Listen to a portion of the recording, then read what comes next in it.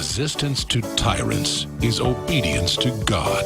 It's Alex Jones. Many Cuban Americans here at Versailles Cafe, the political epicenter of this community in Miami, telling me this morning they cannot believe some of the world reaction from figures like Justin Trudeau and Jill Stein about Fidel Castro, some of the reactions you were talking about just earlier in the show. But they tell me they are especially hurt and ashamed, one even used the word humiliated, by President Obama's statement regarding Fidel Castro, the president calling Castro a singular figure who had enormous impact, but didn't really using the word dictator. Now, on the other hand, many here, the Bay of Pigs veterans, the women in white, they are, praising and thanking Donald Trump for his statement, the president-elect calling Castro a brutal dictator who oppressed his own people. And remember, guys, more than half of Cuban Americans supported Donald Trump in the election, and they are now looking to him to see what will happen with U.S.-Cuba policy. Wow. So I'm really ashamed of people like Jesse Ventura coming out and saying how great Fidel Castro was. I've known Jesse for like 10 years, been friends with him, but just give me a break. I can't put up with this anymore. Where everybody just sits here and this guy's killed hundreds of thousands. He's exported war to Africa, exported war to Latin America, funded death squads with Che Guevara. And then I've got to sit there and romanticize him and kiss his ass. If Trump did any of this, we'd all be against him. I would too. But that everything Trump does is fascist and evil. It's just so one-sided. And then I see this Kaepernick, who makes $100 million plus, he's made like $180 million total in his career in the NFL, bitching about America. People go, hey, don't censor him. It's not censoring about criticizing. We're going to come back in the next long segment and break all this down, but there's just something oxymoronic about a guy worth hundreds of millions of dollars bitching about America, talking about how great Fidel Castro is, who's never studied how Fidel Castro took thousands of farmers' families and just killed them so they could take their land. A lot of poor farmers.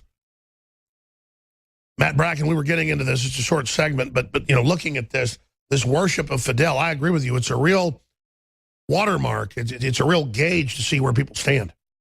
Not only to see what world leaders go to his funeral, it's very interesting to me that, and it shows that Raul is probably afraid right now. They're not having the funeral in Havana, and I don't think that they're even having any mass mourning, like, lying in state, anything like that.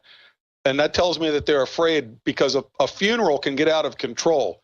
A funeral, if you allow a funeral, you can't tell if 100,000 might come. Now, they used to bus in hundreds of thousands, but for a funeral like this, they must fear, what if 3 or 4 or 5 million Cubans show up, and then the crowd just turns and says, let's go get Raul.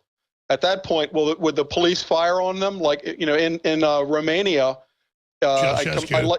at the end of the fall, after the fall of the Berlin Wall, Ceausescu and his wife said, we're not leaving. We're not going anywhere. They brought in goons like union miners, things like that. They bust in goons with pickaxes to try to beat down the dissidents and protesters, but it didn't work. And even putting machine guns on the roof of the palace didn't work. That's right. Giving them the opportunity to fight was their end. They miscalculated. And then they dragged Ceausescu out and shot him and his wife. That they call that Romanian term limits. And I think that's why I think that's why they're having this Fidel funeral in a remote location that millions of people won't be able to get to unless they're bussed in. I know he's hated in his own country, but every little fake pseudo-intellectual tells us how great he is when the guy was a dirtbag.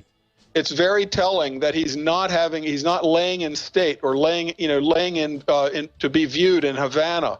They're taking him to some place that's remote so that they can control the roads and only bus in supporters. That tells me they're afraid of a mass revolution. A funeral can be a big turning point. Funerals are very dangerous. You see that in Israel when Palestinian terrorists are killed. They'll try to stay there. We're going to come back with calls. Good point. If we just bet on America, what made this country great, and realize that the globalists are in competition with the American system, we're going to the stars. I want to go to Mark, Chris, Howard, Andrew, Jim, and others. I am such a liberal in the Thomas Jefferson vein that I can't stand Islam. I certainly can't stand Orthodox Islam. But I went to high school and college with some nice Muslim folks. And I was against these wars because it was the wrong countries being targeted.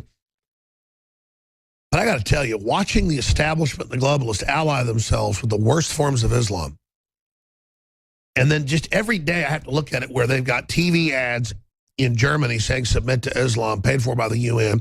They've got Moroccan ads saying when you bust your wife's nose open her black eye, here's how you put makeup on to cover up. I mean, the whole culture is about infiltrating and taking over. And I've got stacks of articles here where they're just killing homosexuals. They're doing all this other crap. All I want is homosexuals not to recruit my kids or anybody else. I don't care if you're heterosexual, homosexual. Keep your damn hands off my kids unless you've got a death wish. And then I've got, we played this a few weeks ago, but now it's on the news in Italy. Italy's Minister of Interior, surrender your homes to migrants or face jail. They don't even pay you to house them. There's the famous footage from 2 weeks ago of Luigi, 80 years old, tiny little inn with like 10 rooms. He's got a little restaurant. They just say, hey, everything's free. Here they are. And they bring in the Muslims. And these big old 6'4" cops just shove the old man aside. Hell, you can't go to North Africa, Tunisia, or Libya or do this. It's like a death wish of the goodwill and like all these special ops looking Italian goons shoving old men around and taking their place over. I mean, I'm not somebody on the air that calls for violence, but I mean, you're really hitting my buttons at this point. And I agree with Bracken. We don't need to go that way, but I mean, they are just testing and pushing and moving the Overton window to see what they can do. And then I see this. It's all over MSNBC. It's all over BBC. Half the time I tune into BBC, because I've got 2 different BBC channels on my cable, it's women in hijabs. I mean, this is the most oppressive system you can imagine. Canada celebrates hijab-wearing news anchor while Christian crosses are banned on the same network. They've even got the reporter who was kicked off because she wanted to wear a cross. Of course, in most countries, you don't wear a hijab, you wear a burqa. And how they got all the liberals selling this, I just don't get it anymore. And then I've got all these other articles here. Indonesian woman flogged for close proximity with a man. Yahoo News, AP. I've got like, a couple men were meeting for hamburgers in Indonesia, so they thought they were gay and came and arrested them. After the beating, Moroccan TV airs makeup tips for hiding domestic violence. It's like, and then before I even really went on this crusade against Orthodox Islam a few years ago, they put out major movies. Cross, what's that big director, comedian's name? That did Mr. Show and all that? David Cross. They've got 2-hour films that were in theaters locally. I went in and saw in the theater where the guy goes, I hate black people and Jews and Muslims. I'm Alex Jones. I'm going to kill people. You're sitting there with a Slurpee in your hand watching this. It's like, what the hell is going on with Hollywood that wants access to our kids and wants to tell us what to do? And then they're in a love fest with Saudi Arabia, who's buying up Hollywood along with the Communist Chinese. And then 2 weeks ago, the Communist Chinese were all over the news, AP, Wall Street Journal, saying, you better shut down the alt-right or we're going to pull our money out of your treasuries. So I've now reached a point at 42 years old, about to be 43, that movie was called Hits, where I'm living in another world where the Communist Chinese that killed more people than anybody in history are telling the news, shut me down, and are telling Trump, get rid of Stephen Bannon. Now, it's not a heady situation. It's more of an awakening. I guess that shows actually how weak they are. The problem is they got nuclear weapons. What will they pull to stop it? So commenting on that, Bracken, we're going to take some calls. If you want to stay with us the rest of the hour, you're welcome. And again, what else do you see them doing? Because they're so arrogant, they're so mentally ill, they don't realize that they're Hitler in the bunker in 1945. I still think, because I've noticed delusional people that never really earn what they had, as they get more power, they get on a bigger power trip. As I get more power, I get more concerned and more humble and more worried about what I do. I'm really worried, though, about the paradigm. I think they're crazy enough to try anything. And I think in the next, as you said, 3 weeks till the Electoral College, but even into the election in 53 days, I think we're in the most dangerous time in human history. What do you think? Very, very dangerous. But they're lashing out and panicking about the new media. Shows to me that they're very afraid. It's like Fidel's funeral not being in Havana. That's a huge sign of weakness and fear. They tried to ignore the new media, and they tried to ridicule it. Now it's, Russian trick. It's all a Russian conspiracy. Nobody's buying it. That's why Trump won. They've played their card. They've gone, completely to the end of the rope of calling everybody a racist. Now they're trying to conflate Breitbart and Steve Bannon with this nut job, Richard Spencer, to make ordinary people think that it's like a new coming of Hitler, but it's not working. It's their panic. It's the end of their road, and now that they're trying to infer that we're all something now we never heard of last year.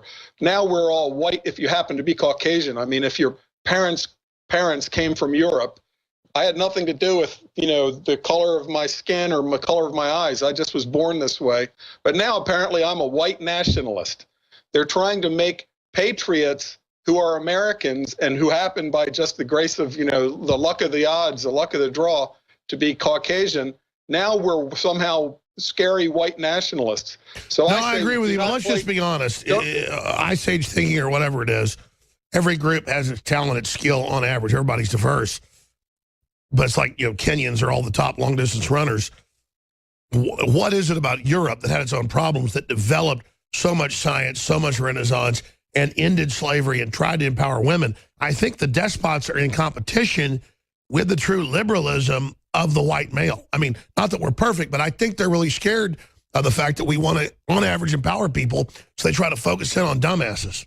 Well, they've done a very good job of sabotaging, Europeans from within. I mean, the evidence is the birth rate, collapsing demographic birth rate, where people are so demoralized or into hedonism that they don't even want to have children. So that, Italy is at like 1.0 children per white. Yeah, Italy's the worst. You're right. So they're going to either. What a great culture dying. I mean, I'm not Japanese, but they're second to Italy is the worst. I'm so sad the Japanese are fading into history. But yet the Japanese are at least saying we're going to do it as Japanese. If we can't figure out how robots will take care of our old people, then, but we're not just going to bring in millions of Muslims. That's for. Yeah, don't you have to hand the Japanese? I mean, when things get worse, they have a lower crime rate. I mean, Japanese are pretty. After Fukushima, I mean, it's legendary that you can leave a bicycle on the street or your wallet on the subway. After Fukushima, the equivalent of their Walgreens and Walmarts had to put signs on the doors saying, please take everything you need, because even starving Japanese wouldn't go into a broken drugstore and get out bottled water. I mean, it tells you something about their culture. Now, obviously, World War II, they were fanatical in some very bad ways, but goodness, they do take care of their people, and they're not just going to be, they don't have politicians that will just volunteer to have them genocided by Islamist maniacs coming in. Well, that's right. Japan will not let one Islamic in. Yeah, and, as far as going back, I want to get this out. If we're going to now be called white nationalists, if Steve Bannon, they're going to keep showing Steve Bannon and you and next to the worst of these, marginal fringe, nobody ever heard of them until the mainstream media. I never heard of this guy they're saying I'm best buddies with. So. Right. I say that the mainstream media, talking heads, all of them, the Democrats, I have a new term for them. PIS, Progressive International Socialists. If they can not only call us nationalists, which I'll wear that proudly, I'm a national populist. I'm a patriot, a patriotic American. If they're going to turn that into somehow I'm a racist because my skin's white, that means I must be a white nationalist. I say take the gloves off. You said, what can we do? Well, we don't want to get in their face and turn it into a shooting war, at least not before December 19th or January. But I say let's not play their game of using their terminology.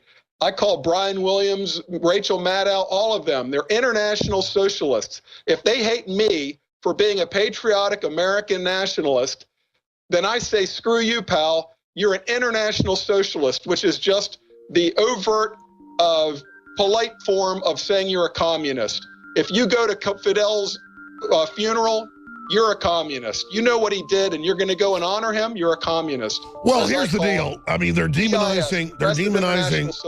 Sure, we're going to skip this break. They're demonizing Trump for doing nothing, and then Fidel Castro is a mass murderer. I mean, if I killed one person in cold blood, I would expect my family would disown me. The guy killed hundreds of thousands. robbed. I mean, folks, I've studied history. Cuba was like more wealthy than Florida or Texas. It had the biggest middle class except for Argentina or Venezuela. There were three rich hubs in the Caribbean and in Central and South America. It was Argentina, Cuba, and Venezuela. And all those places are socialist hellholes now with just total collapse because the elites wanted to get rid of the middle class. And Cuba had a big, fat, juicy middle class. They were successful. They were, but they got a lot of poor people pissed going, hey, look, somebody's got a nice car. You would have got a car the next year, dummy. You know, oh, look, these rich casino owners are making money. These hotel owners, these foreign, Yankee pigs are here investing. Yeah, of course. It's a frickin' nice country. And now what do you have? 60 years later, a hellhole. And it's so sad. But don't worry, we're under the same attack. And I just feel so sorry because there was a saying 60 years ago, as rich as an Argentine or as rich as a Venezuelan, or they even say in the 50s, those rich Cubans. Because the average American was in a 2-bedroom house with 1 bathroom if they were lucky, if they were middle class. And then the Cubans had better than that. It's all gone. And our liberal media helped to install these dictators. Whether it was New York Times, Durante being a stooge for Stalin. The New York Times, the Washington Post talked about Fidel like he was a rock star. Like they did about Stalin during the Ukraine Holodomor genocide, the starvation genocide. They knew about what was going on, and they were saying, "Oh, I've seen the future." Yeah, but see, Matt Taibbi doesn't know about that genocide, or doesn't know about the Armenian genocide. He just foppishly walks real slow and goes, "Oh, liberal. Oh, I had a coffee. Oh, liberal." How do you counter the fake pseudo-intellectualism? Because, I mean, I study all the time. I can tell talking to you, you've done major study, so we're on the same field here. I talk to a fake or a fop, and I talk to a liberal. They don't know anything. Even their top people just go, "Oh yeah, right, sure, racist." And I'm like, well, hey, we have a great opening. There's a great opportunity here, and I think that we've already maybe passed the high water mark for liberalism, and now the tide's going our way, running our way, because these kids that have only learned history from Howard Zinn textbooks, evil America invented slavery, that false history, they are ripe to have their eyes opened. They don't know about Che Guevara except that he's got a cool T-shirt. So did you know he wrote 2 books? I personally even ordered one of the ones in Spanish where he calls black people animals and where he says Mexicans are dumb cockroaches. Lazy. And lazy cockroaches. So you've read that. Yeah, there's a big opportunity. But see how weird it is? I can converse with you and you know what Che Guevara really said. I tell some weird little commie kid wearing it, they just laugh at me. I mean, Well, you won't be able to get them all, but I think that one good approach is Dennis Prager, another great talk host. He's got something called Prager University. It's excellent. I want to get Dennis Prager on, by the way. They're 5 minutes. They're just like 5-minute episodes. So there are 5-minute teachable lessons that make the best points possible, with simple graphics. So there are millions of people out there right now that are wondering, like, what is this argument about Fidel Castro? I know they got funky old cars in Havana. Why is that? But they've never heard that they had walls where people were just taken out and shot night after night. They'd never heard that. So there is an opportunity to undo the learning. There's a good thing about these snowflakes is that they're empty vessels. The first message whispered into their ear was the false Howard Zinn. No, I agree. And, they can be re-educated very quickly with the truth, very quickly. Yeah, they're just so entitled and so whacked out. I want to go to some phone calls now. We're talking to Matt Bracken of enemiesforeigndomestic.com, Alex Jones with Infowars.com. We're sitting here talking. We've got 53 days till the inauguration in January 20th. We've got the Democrats and Hillary trying to overthrow the election, even though she pledged she believed Trump won. That's because she'd stolen 5 states and still failed. But notice Jill Stein is not auditing those states that she won. This is outrageous, and it shows they're setting the precedent for riots. All they're waiting for, as Mr. Bracken said, is for somebody to shoot a crowd of Black Lives Matter people. And I think cities burn all over the country. I want to That's what they're hoping for. So let's quantify this. I'm going to take a call before we go to break and come back and take calls. If you're sitting there as Soros right now, I mean, I'm 42, and I'm smarter business-wise, knowledge-wise, but I mean, I'm tired. I can't imagine being 87 or 89 like Soros, and I catch he's at meetings all over the world. He's involved in everything. Where does this energy come from? And, I mean, what is going on with this guy? It's like, what the hell's happening here? I think that he wants to be considered one of the key figures in all of history, in a history book that shows, Hitler, Lenin, Stalin, whether you think they're evil or whether you think they, made the Autobahns or, whatever they did that was, they built canals where millions were killed to build the White Sea Canal. It doesn't matter. If you're in the history book, that's what drives some people. So it's a selfishness. It's pissing on the world. Just like a mass murderer at a very small, granular level, somebody that, takes a rifle and goes up on a building, he's trying to beat the last death count so that people will remember his name, even if he's dead. So it's a true narcissistic, psychopathic mental illness. But at the very top level, I think that what drives George Soros is that, he knows he's going to die, and I think that he believes he's just worm food after that. The thought that comforts him is that every history of the 20th and 21st century, he is going to be a key figure. When they show the pictures of the presidents and of dictators, they will also show and have a chapter on George Soros. And that, I think, is what motivates him. It's not making more money. It's not staying alive. No, I agree. And it's twisted. True human power is about telegraphing knowledge forward to help others, not out of arrogance, but out of love and a wish to be with those before you, currently, and after you. That's true human spirit. He wants to take that and twist it. When you watch the video where he was very candid about his youth he laughed about it. He said, "I'm proud of helping the Nazis," and didn't feel any. So there was something happened. Something scarred him in his youth that took out empathy and replaced it with something cold and calculating. He said, "I won by helping the Nazis, and I'm going to go on winning." Right. So he would have won by killing 10 of them and not being a piece of filth. If he hadn't have been damaged psychologically in some way, that I forget which of the Anthony Hopkins movie Hannibal. There's the early scene where he's a child and he's watching horrors. I think that some people come out of trauma at the correct age. If you're pushed into a lake as a 3-year-old, believe me, you're never going to want to go swimming for the rest of your life. If a big spider bites you when you're an infant, you're going to have spider phobia. So I think it's very possible that whatever happened to George Soros in Eastern Europe set him on the path that he's been on his entire life. And part of it is, it's just evil, satanic, diabolical, but it might just be explained in psychological terms. That's right. We're going to break in 1 minute, coming back with call after call. Mark, Chris, Howard, Andrew, Jim, we're going right to the break. What do you make of the WikiLeaks and all the clear pedophile code words? I mean, I'm looking at this. It's clearly pedophile code words. I mean, what the hell's going on there?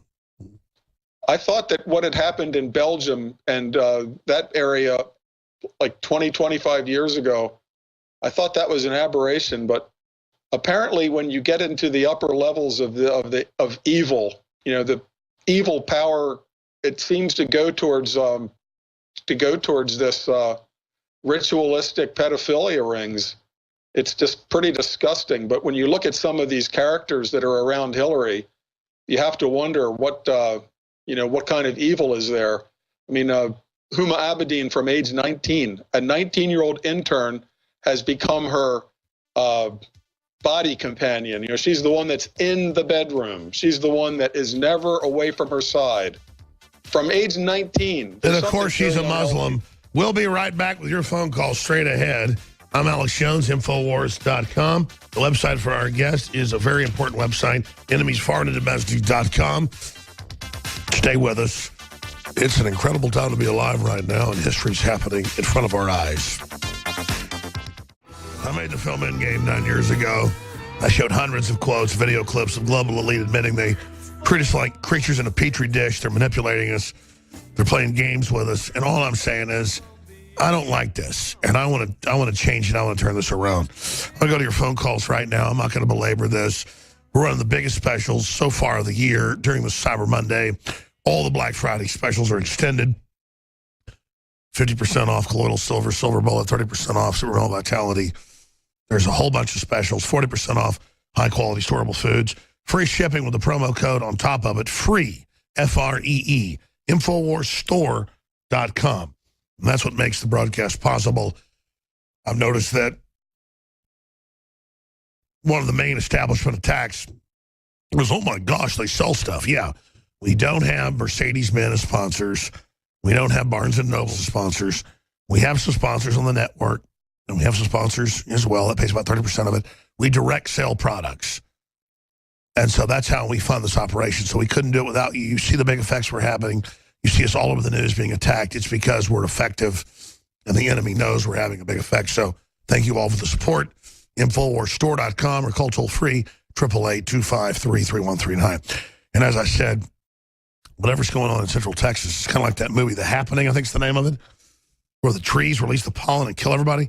I used to think when I was in high school that friends of mine that didn't go to two-a-days and said they had allergies were hypochondriacs. I thought it was fake. My allergies have gotten a lot better as I've lost some weight and stuff, but right now, half the office is sick or more and out. This is legendary. I mean, it feels like my lungs have a bucket of fire ants in them right now. So I'm not trying to talk all deep and cool here with you. In fact, I'm using it on my bedside. This is not a plug. Somebody run me in some, got taken away some lung cleanse. I haven't thought of that. That's what helps me at night, sleep. A bunch of essential oils.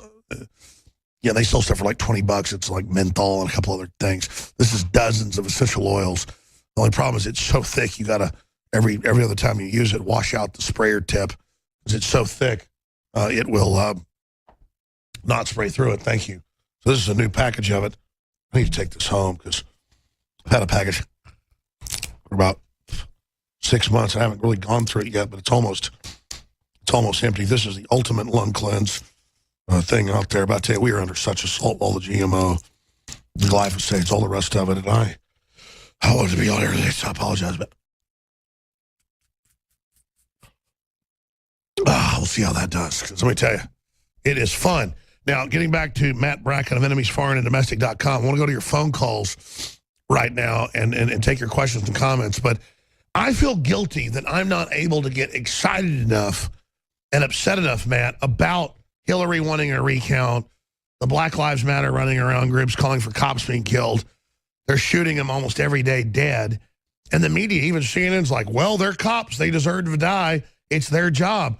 The random killing of people is such an authoritarian thing. Well, I think they're just pulling out all the stops. I'm very. I'd like to say something about cops. In my youth, I was a Navy SEAL, not career, but when I was junior officer.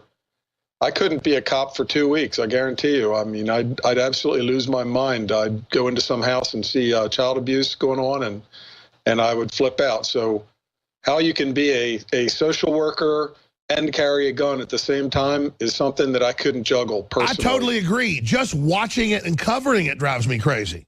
I couldn't do it. So how you can expect to make a nanosecond decision, life or death, and they're going to dissect that nanosecond into a billion micro nanoseconds and hang you on it, when day in and day out, you're seeing motor vehicle accidents, and, you're seeing domestic abuse situations and elder abuse and child abuse, and to be able to keep a serenity inside and not go home and be a psycho in your own house to your own children.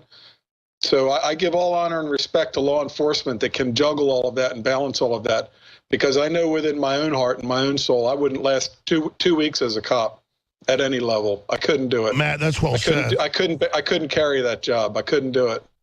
So God bless the police. Without them, there was a famous incident in Montreal, Canada, about 30 years ago. Maybe it was in the 70s, where the police went on strike, and immediately every jewelry store was hit. As soon as the criminals figured out this was for real, the police have gone on strike. It was complete mayhem, immediate. So there are, thousands, even millions of predators out there without any morals or scruples or conscience, that if they knew that the police were out of the way, they would absolutely wreak havoc on society. And that, I think, is part of the whole deal with this cabal between Soros, the propaganda media, and the Democrat Party, is to break the morale of the police. Just get them to either stay in their patrol cars, hide behind Dunkin' Donuts, don't get out there and mix it up, don't do your job, just basically demoralize law enforcement. And I think that's... I agree, but hasn't it backfired? Hasn't it backfired? I hope so, but it remains to be seen. It certainly isn't going to help minority neighborhoods if the police won't go in there, because then you're just handing over control to the gangs completely.